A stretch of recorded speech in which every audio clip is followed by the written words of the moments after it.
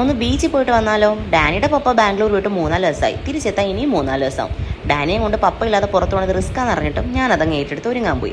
ഇത് ഡാനിയുടെ അൽമാരിയ. ആ 2 റോ ഞാനങ്ങ് അടിച്ചു മാറ്റി. ഞാൻ ലിപ്സ്റ്റിക് ഇട്ട് അപ്പോഴേ കുഞ്ഞ് കരച്ചിൽ തുടങ്ങും. അവൻ്റെ വിചാരം അവനെ കൂട്ടാതെ ഞാൻ എവിടെ പോകണമെന്നാ. അങ്ങനെ ഞങ്ങൾ 3 പേരും ഒരുങ്ങി പുറത്ത് വന്നപ്പോൾ മഴ ദാ വരുന്നു. പക്ഷേ അത് പെട്ടെന്ന് അങ്ങ് മാറി. അങ്ങനെ ഞങ്ങൾ ബീച്ചിലും എത്തി. ബീച്ചിൻ്റെ അടുത്ത് വീടെടുത്തിട്ട് ആദ്യമായിട്ടാണ് ബീച്ചിൽ വരുന്നത്. അങ്ങനെ അക്കുവിൻ്റെ കാര്യം ഡാനി സേഫാണ്. അതിൻ്റെ ഒരു ഹാപ്പിനെസ്സും എനിക്കുണ്ടേ.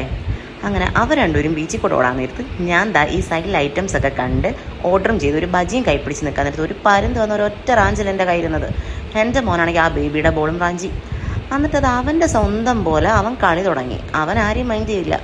ആ ബേബി ആണെങ്കിൽ ഊറ്റി കരച്ചിൽ പോലും ഇല്ലാതെ ഡീസൻ്റായിട്ട് ഡാനിയുടെ കളിയും കണ്ട് നോക്കി നിൽക്കുമായിരുന്നു. അക്കു എങ്ങനെയൊക്കെയോ ബോൾ മേടിച്ച് ബേബിക്ക് കൊടുക്കും. ഡാനി അത് വീണ്ടും എടുക്കും. അങ്ങനെ എങ്ങനെയൊക്കെയോ കൊടുത്തതിൻ്റെ റിസൾട്ടാണ് ഈ കിടക്കണ ചക്ക വെട്ടിട്ട പോലെ. എങ്ങനെയുണ്ട്? അങ്ങനെ ബീച്ചിലംഗം കഴിഞ്ഞ് നേരെ വാപ്പയും കൂടി വെസൈഡിലേക്ക്. ഈ വട്ടം അക്കുവിനെടുക്കാനുണ്ടോ വന്നത്. ഈ വട്ടം ബേബി ഷൂസിൻ്റെ അടിപൊളി കളക്ഷൻസ് ഈ വീക്ക് വെസൈഡ് പൊളിച്ചു. ഡാനി ഇപ്പം അതുപോലെ ടോയ്സ് എടുത്ത് കളി തുടങ്ങി. ബില്ലി സെക്ഷനിൽ പോയി നിരങ്ങാൻ തുടങ്ങി. ഡാനി അവിടെ ഓടടാ ഓട്ടം, ഒരു രക്ഷയില്ല. ഇതിനെ പിറകെ വാപ്പി ഓടുന്നുണ്ടേ. ഇതിനിടയ്ക്ക് എൻ്റെ കുറച്ച് പട്ടിച്ചോയും. ഇതില്ലാതെ എന്ത് രസം. ഈ നേവി ബ്ലൂ, ഈ കാണുന്ന റെഡ്, ഈ കാണുന്ന വൈറ്റ് റെഡ് കോംബോ ഒക്കെ കഴിഞ്ഞ വീക്കെൻഡ് ഞാൻ ഡാനിക്ക് പൊക്കിയായിരുന്നു. ഈ കുഞ്ഞ് ഫ്രോക്കിൽ കാണുമ്പോഴേ ബേബികളില്ലാത്ത ഫീൽ ചെയ്യുന്നത്. എൻ്റെ വാപ്പി ഈ അടുത്ത കാലത്തൊന്നും ഇനി എൻ്റെ കൂടെ പുറത്ത് വരത്തില്ല. കൊച്ചുമൻ്റെ ഓടി കുഴഞ്ഞു.